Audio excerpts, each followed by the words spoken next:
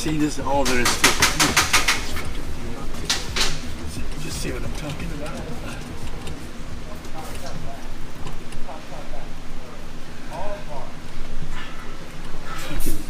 It's simple, dude. It's simple. It's super simple. You see this right here? This cable here. So when it pulls, so we want it to. We want it on top. Pull it. Exactly. So. Yeah, but that's not going to fit in the. I mean, it won't fit here. It won't what? It's not going to fit here. This rests right here. So that we'll have to obviously modify the boot or something. No, we just make somehow this part here.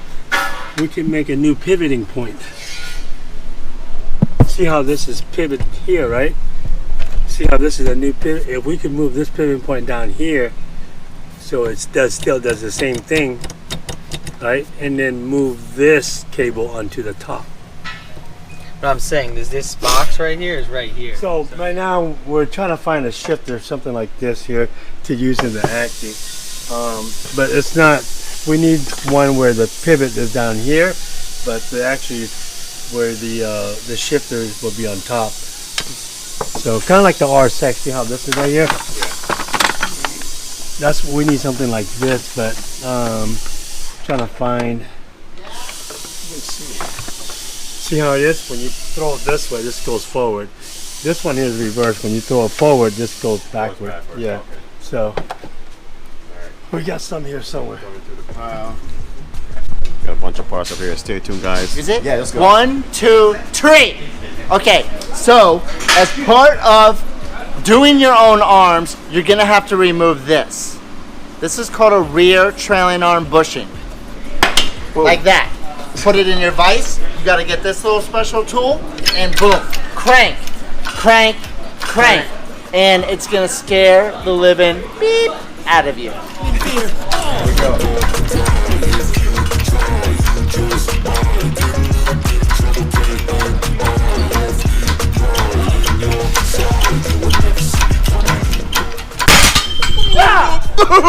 See, just like that.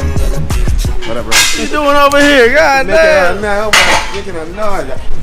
Them OEM arms ain't no joke. So damn, you better be careful. I got an angel and devil. He stabs me straight in the temple. I'm ready to be a rebel. I've got a lot of potential hidden inside of this vessel. That shit is So basically, guys, what we're seeing here is a bunch of stuff that we just zip tied into place and held because we just wanted to check distances and operating spots of these cables.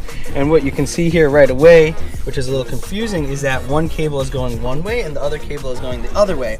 And the reason for that is basically the way that this is set up is on a K series. It's basically like a push and pull, and in the cabin it actually pulls instead of pushes. I know that kind of sounds confusing, but in order to switch the push and pull, let's say we pull this way but we actually want to pull that way, we spun the cable around to pull the opposite direction. And I'm going to kind of show you a little bit better what I mean in the car.